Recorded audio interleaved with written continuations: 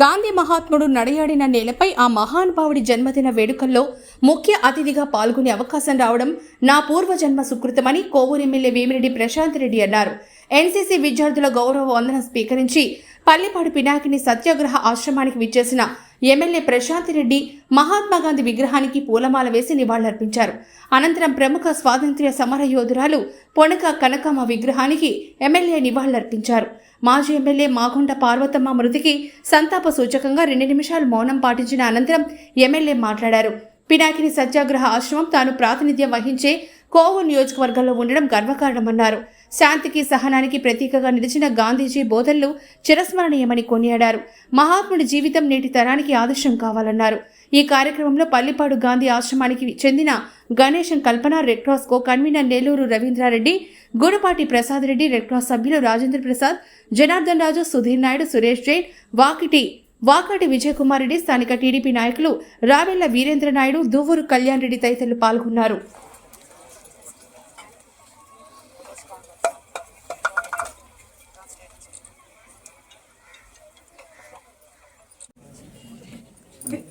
వీరేంద్ర చౌదరి గారు మండల నాయకులు అందరికీ ఆహ్వానం పలుకుతున్నాను సార్.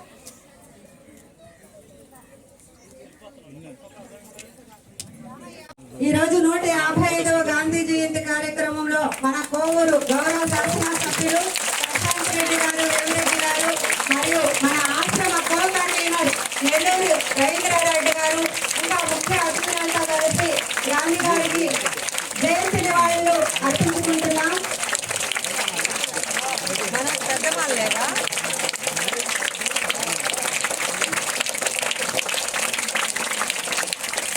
Thank you madam. మీకు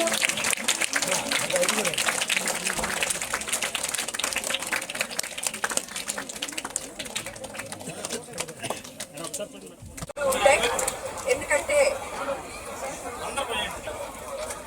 ఎవరిని తాత అనిపించుకుంటాము, గాంధీ తాతని మాత్రమే మన స్వాతంత్ర సమర యోధులు అందరిలో కన్నా తాత అని మన ఇంట్లో మనిషిలాగా పెంచుకుంటాం.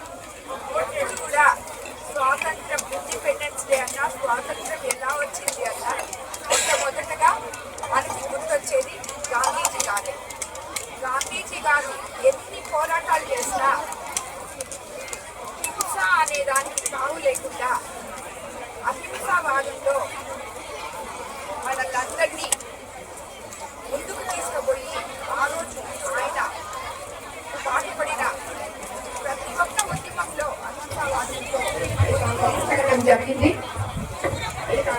దీనివల్ల అప్పటి తరాలకి ఇప్పటి తరాలకి కూడా ఆయన ఎంతో స్ఫూర్తిదాయకం.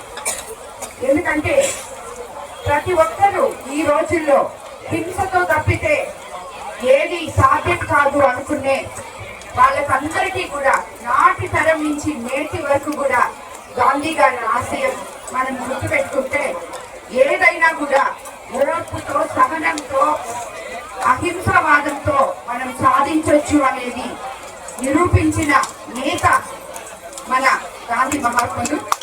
అదేవిధంగా ఈరోజు ఇక్కడ ఈ గాంధీ ఆశ్రమంలో పల్లిపాడులో గాంధీ గారు నడయాడిన ఈ ప్లేస్ లో మనం గాంధీ జయంతి జరుపుకోవడం, మీ అందరితో కలిపి ఈ పల్లెపాడు నా కోవూరు నియోజకవర్గంలో ఉండడం నిజంగా పూర్వజన్మ సుకృతంగా నేను భావిస్తున్నాను. అదేవిధంగా ఈ వరకు ఎంపీ వేమిరెడ్డి ప్రభాకర్ రెడ్డి గారు పల్లెపాడుని దత్తత తీసుకొని ఉన్నారు. ఇక్కడ కొన్ని అభివృద్ధి పనులు కూడా చేయడం జరిగింది. రాబోయే రోజుల్లో నేను ఒక ఎమ్మెల్యేగా, అదేవిధంగా ఎంపీగా వేమిరెడ్డి ప్రభాకర్ రెడ్డి గారి సహకారంతో ఇంకా కూడా మనం పల్లిపాడుని ఇప్పుడు రవీంద్రన్న చెప్పారు, ఇంకో అన్న చెప్పారు, వాళ్ళందరూ కోరిక మీదకు ఎంతవరకు అయితే మనం ఈ గాంధీ ఆశ్రమాలు ఉన్న ఈ పల్లెపాడిని ముందుకు తీసుకోగలగలమో దానికంతా తప్పకుండా ఒక శాసనసభ్యురాలుగా తప్పకుండా నేను అభ్యున్నతకు నేను పాటుపడతాను. అది నా అదృష్టంగా భావిస్తానని చెప్పి మీ అందరికీ కూడా తెలియజేసుకుంటున్నాను.